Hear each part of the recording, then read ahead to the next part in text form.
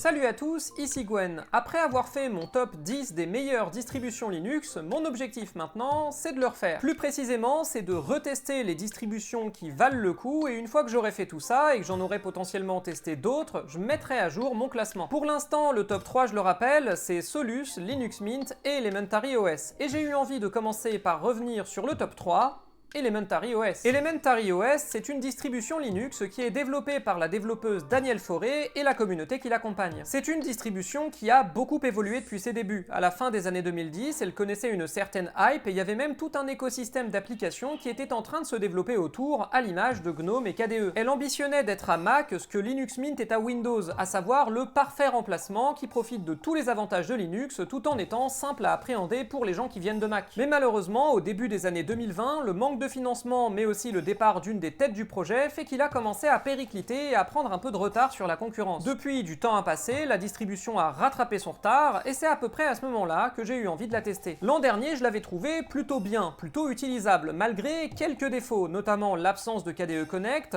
le fait qu'un de mes logiciels préférés, FreeTube, fonctionnait pas très bien dessus, il avait tendance à planter, et aussi 2-3 bugouilles visuelles. Ça ne m'avait pas empêché de la placer 3ème de mon classement des distributions, parce qu'en soi, elle n'avait aucun défaut rébarbatif et elle était plutôt facile à utiliser. C'est toutefois ce que je pensais à l'époque, parce que du coup il y a un truc que je suis obligé de préciser cette fois-ci et je m'en étais pas rendu compte avant mon top, c'est qu'Elementary OS est une distribution que vous ne pouvez pas mettre à niveau. En fait, le seul moyen officiel de passer d'Elementary OS 7 à Elementary OS 8, par exemple, c'est de réinstaller complètement le système, ce qui, pour une distribution axée sur le grand public, est un non-sens absolu. Dans des circonstances normales, ça devrait éliminer instantanément Elementary OS de mon classement des distributions axées sur le grand public. Mais il y a certaines circonstances qui me font considérer que pour Elementary, c'est pas absolument si grave. Faut voir qu'Elementary OS se présente dès le début comme une distribution qui vise d'abord et avant tout le grand public. Ça se voit au fait que leur site officiel est entièrement traduit en français, ce qui n'est par exemple pas le cas d'Ubuntu, Mint ou encore Solus. Ça se voit aussi dans le fait qu'elle met en avant sur son site les fabricants de PC qui proposent de vous installer Elementary OS clé en main sur des ordinateurs. Un truc dont j'avais pas parlé dans mon top 10, mais qui est important. Ça se voit enfin au fait que quand vous venez de l'installer sur un ordinateur, au premier démarrage, vous commencez par créer votre profil utilisateur, nom, mot de passe, fuseau horaire, etc. Alors que la plupart des autres distributions, notamment Ubuntu, le font pendant l'installation. Ça se voit aussi au fait que c'est une distribution qui met beaucoup en avant l'accessibilité, avec de grosses icônes bien visibles, un lecteur d'écran disponible dès le menu des options, et un bureau épuré où seul le strict nécessaire s'affiche. Un bureau en apparence similaire à celui de GNOME, avec de gauche à droite le menu de démarrage, le calendrier, puis les icônes système. Tout en bas, vous avez un dock qui disparaît quand vous avez une application ouverte, mais que vous pouvez faire réapparaître en faisant glisser la souris vers le bas. Il n'y a pas d'icône système supplémentaire par contre, même pour les applications qui s'en servent comme Nextcloud ou VLC. En revanche, dans le dock, vous avez une section qui indique les applications qui tournent en arrière-plan.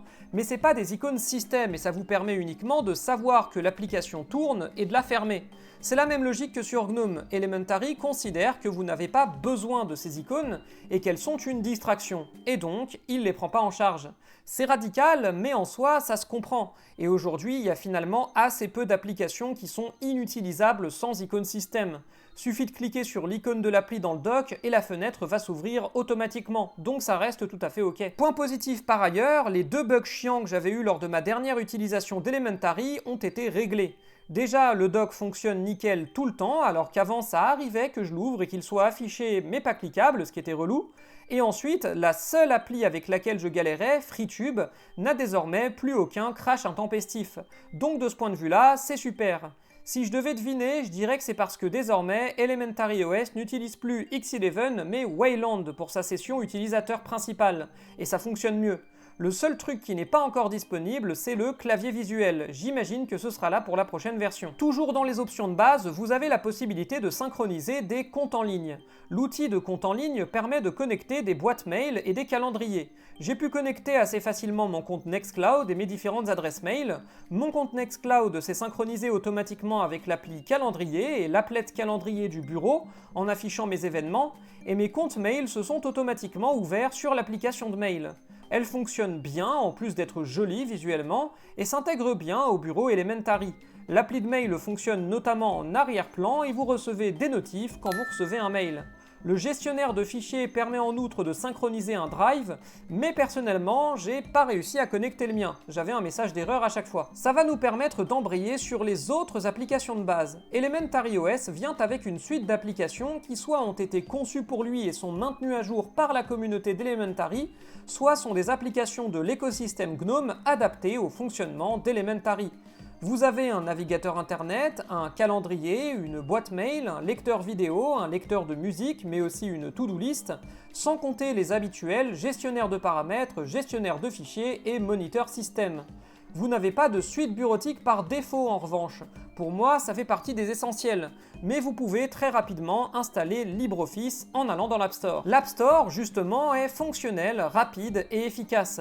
Il propose une suite d'applications qui combine celles maintenues par la communauté d'Elementary OS et l'intégralité de la Logitech universelle du FlatHub. Ça implique donc qu'Elementary OS se repose à 100% sur le format Flatpak pour le téléchargement d'applications. Ça peut être un souci parce que c'est un peu moins fiable que des paquets système, mais ça reste fonctionnel et surtout très à jour, donc c'est pas rébarbatif. Le seul truc qui a manqué pour moi, c'est encore et toujours KDE Connect, qui n'est pas disponible dans l'App Store, même si elle est techniquement compatible. Toutefois, le fait qu'Elementary OS repose à 100% sur le format Flatpak vient avec un gros avantage.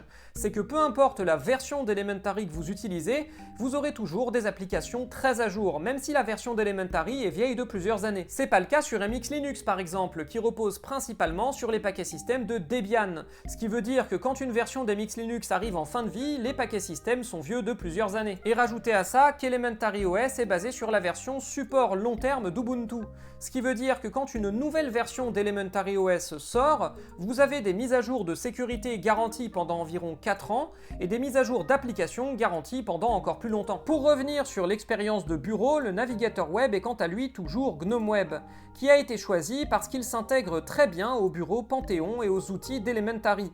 C'est un choix que je comprends parce qu'il est visuellement très beau et plutôt fluide, et davantage respectueux de la vie privée que Firefox, mais en même temps, un navigateur comme Firefox ou encore Vivaldi ou même LibreWolf fonctionne mieux en général. Pour le reste, ce qui ressort de la navigation d'Elementary OS, c'est la simplicité.